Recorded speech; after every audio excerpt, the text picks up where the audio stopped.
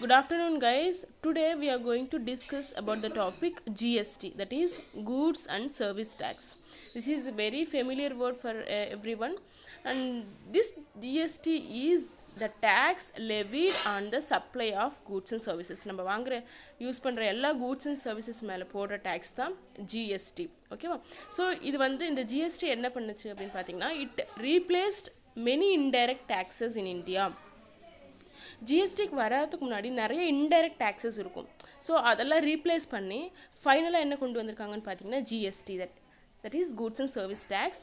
So this Goods and Service Tax Act was passed in the Parliament on 29th March 2017.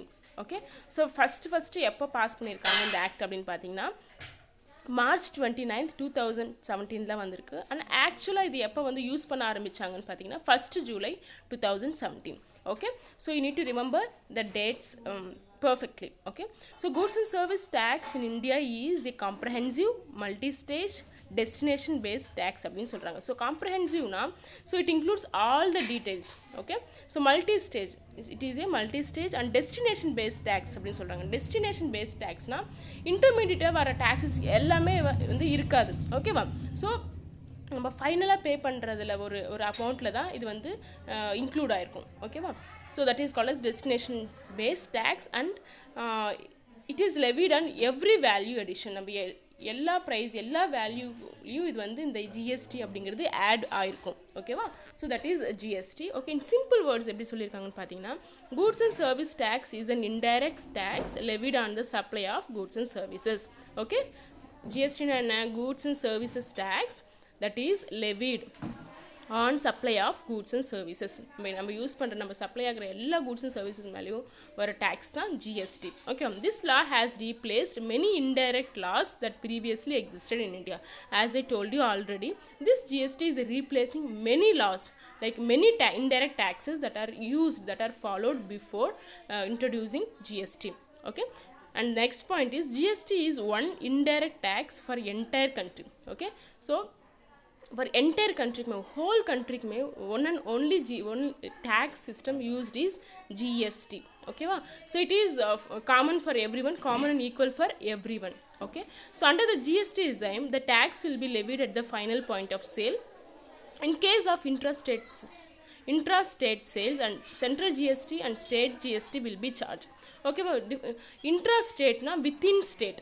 Okay, but difference between intra and inter is, intra means within and inter means between the states. So intra na inside Tamil Nadu. Okay va? Inter na between Karnataka and Tamil Nadu. அதுதான் inter and intraக்கு difference.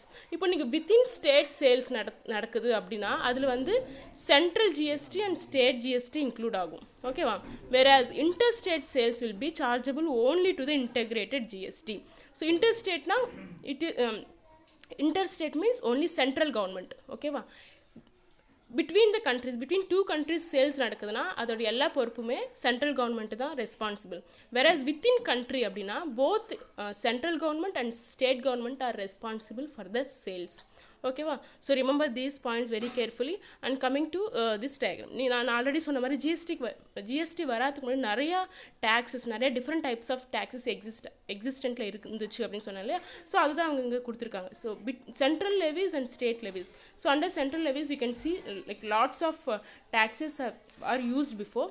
In that, first one is central excise duty, additional excise duty, service tax, countervailing duty and special additional duty of customs. So these are all the central taxes. Central level use பண்ண taxes இது தான். அதே மாதிரி state லெவலில் பார்த்தீங்கன்னா VAT, entertainment tax, central sales tax and octroi and entry tax, purchase tax. So these are all the taxes used before the TSO. So இது எல்லா டேக்ஸுமே இப்போ எப்படி இன்க்ளூட் ஆயிருக்கு? ஜிஎஸ்டியாக மாற்றிட்டாங்க. இது எல்லாமே தனித்தனியாக பே பண்ண தேவையில்லை. அந்த ஹோல ஜிஎஸ்டியாக கன்வெர்ட் பண்ணிட்டாங்க. இது ஜிஎஸ்டியில் இந்த எல்லா டேக்ஸுமே இன்க்ளூட் ஆயிருக்கும். ஓகேவா? Remember these points. And coming to நான் ஆல்ரெடி சொன்ன மாதிரி destination based. Okay, so destination based அப்படின்னு என்னென்னு பார்க்கலாம். ஜிஎஸ்டி அப்படிங்கிறது destination based. Consider goods manufacture in Tamil Nadu are sold to the final consumer in the Karnataka. Okay, since goods and services are levied at the point of consumption, in case of Karnataka, the entire tax revenue will go to the Karnataka and not Tamil Nadu ன்னு சொல்கிறாங்க. அப்படி என்னென்னு பார்த்தீங்கன்னா, இப்போ வந்து ஒரு soap வந்து தமிழ்நாட்டில் மேனுஃபேக்சர் பண்ணுறாங்கன்னா அது வந்து தமிழ்நாடுலேருந்து கர்நாடகாவுக்கு சோல்ட் பண்ணிடுறாங்க, வித்துடுறாங்க. இப்போ வந்து அந்த கர்நாடகாவில் வந்து ஒரு அங்கே கர்நாடகாவில் இருக்கிற லோக்கல் வந்து சோப் வாங்குறான்னா அது அவன் வந்து பே பண்ணுற டேக்ஸ் வந்து கர்நாடகா கவர்மெண்ட்டுக்கு தான் போகும், தமிழ்நாடு கவர்மெண்ட்டுக்கு வராது. Although Tamil Nadu government is manufacturing the soap, when the person or when a consumer buys in the different state, the tax will go to the state where the person is buying. Okay, so that is why GST is called as destination based. எங்கே manufacture ஆகிறதுங்கிறது முக்கியம் இல்லை, எந்த இடத்துல வந்து அந்த ப்ராடக்ட்டை வாங்குறாங்க அப்படிங்கிறது தான் முக்கியம். ஓகேவா? And the next one is components of GST. So ஜிஎஸ்டியில் என்னென்ன காம்போனன்ட்ஸ் அப்படின்னு பார்க்கலாம். நம்ம ஆல்ரெடி டிஸ்கஸ் பண்ண மாதிரி இதில் வந்து 3 டைப்ஸ் இருக்குது: சிஜிஎஸ்டி, எஸ்ஜிஎஸ்டி அண்ட் ஐஜிஎஸ்டி. ஓகேவா? சிஜிஎஸ்டி அப்படின்னா வந்து ஜிஎஸ்டி வந்து சென்ட்ரல் கவர்மெண்ட் கலெக்ட் பண்ணும். ஓகேவா?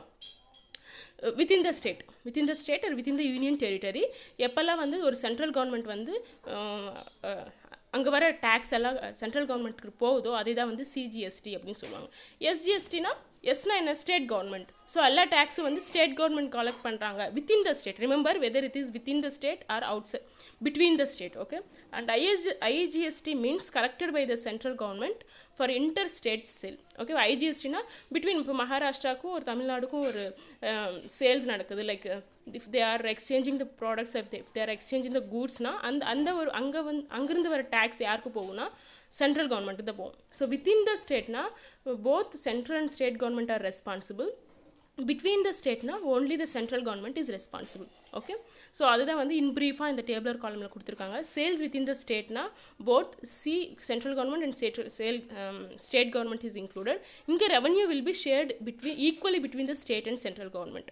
Okay, and if it is between the state to state na there only the central government will share the tax. Okay, so that is what the thing. And coming to the next one, nature of sales tax and VAT and GST. ஓகேவா? So இப்போ வந்து நீங்கள் வந்து wired sales டேக்ஸ்னா என்ன, வேட்னா என்ன, ஜிஎஸ்டினா என்ன, அதோட nature என்ன அப்படின்னு பார்க்கலாம். ஃபர்ஸ்ட் ஒன் வந்து சேல்ஸ் டேக்ஸ்னால் வந்து it is the system that were used before introduction of GST வர்றதுக்கு முன்னாடி சேல்ஸ் டேக்ஸ் தான் நம்ம ஃபாலோ பண்ணிட்டு இருந்தோம். சேல்ஸ் டேக்ஸ் என்னென்னா it is multi point with cascading effect. Okay, multi பாயிண்ட்னா டிஃப்ரெண்ட் பாயிண்ட்டில் வந்து டேக்ஸ் வந்து இல்லை. இப்போ வந்து நீங்கள் வந்து ஒரு காட்டன் வந்து மேனுஃபேக்சர் பண்ணுறீங்கன்னா அந்த காட்டன் ஃபஸ்ட்டு லைக் அது காட்டன் பால்ஸாக இருக்கப்போ அதுக்கப்புறம் யானா மாறும், அதுக்கப்புறம் வந்து த்ரெட், அதுக்கப்புறம் தான் கிளாத், டிஃப்ரெண்ட் ஸ்டேஜில் வந்து டேக்ஸ் பே பண்ணிகிட்டே இருக்கும். அதுதான் கேஸ்கேடிங் எஃபெக்ட் அப்படின்னு சொல்லுவாங்க. அதுதான் வந்து சேல்ஸ் டேக்ஸ். எல்லா stage each and every stage tax வந்து இன்க்ளூட், டேக்ஸ் மேலே டேக்ஸ் அப்படி இன்க்ளூட் ஆகிட்டே இருக்கும். ஓகே, ஸோ இது மாதிரி இன்க்ளூட் ஆகுறதுனால என்ன ஆகும் அப்படி பார்த்தீங்கன்னா அந்த பொருளோட வேல்யூ, அந்த பொருளோட மதிப்பு வந்து ரொம்ப அதிகமாகிடும். கஸ்டமர்ஸ்க்கு வந்து they will feel difficulty in buying that product. Okay, so that is a disadvantage of sales tax. Okay, VAT பார்த்தீங்கன்னா கேஸ்கேடிங் எஃபெக்ட் இருக்காது, ஆனால் மல்டி பாயிண்ட் டேக்ஸ் இருக்கும். வேட்க்கு வேல்யூ ஆடட் டேக்ஸ்க்கு மல்டி பாயிண்ட் டேக்ஸ் இருக்கும். வேறு ஜிஎஸ்டி பார்த்தீங்கன்னா only single point, no cascading and multi point taxes. ஃபைனலாக வந்து ஒரு ப்ராடக்டோட வேல்யூ வரப்போ அதுக்கு மட்டும்தான் டேக்ஸை ஆட் பண்ணுவாங்க. ஓகேவா? So that is a nature of sales tax, VAT and GST. And coming to advantages of GST. So first main advantage of ஜிஎஸ்டின்னு பார்த்தீங்கன்னா கேஸ்கேடிங் எஃபெக்ட் இருக்காது. கேஸ்கேடிங் எஃபெக்ட் இல்லாதனால கூட்ஸ் அண்ட் சர்வீசஸோட அதோட ப்ரைஸ், அதோட காஸ்ட் வந்து ரொம்பவே கம்மியாக இருக்கும். Since tax is eliminated in the reason the cost of goods decrease. So every stage நிறைய இந்த டேக்ஸ் மேல் டேக்ஸ் இல்லாதனால ஃபைனலாக வந்து ஒரு ப்ரைஸோட டேக்ஸ் டிசைட் பண்ணுறதுனால அதோட காஸ்ட் வந்து கம்பேரிட்டிவ்லி கம்மியாக இருக்கும். So that is the main advantage of GST. And coming to the next one, GST is also mainly technologically driven. All activities like registration, return filing, application of refund and response to notice need to be done online on the GST portal. This will speed up the process. So GST portal vanda pirage everything we can do in online. So due to this we are increasing the speed. சீக்கிரமாகவே நமக்கு வந்து process வந்து டன்னாக இருக்கும். ஓகேவா? So this is about GST.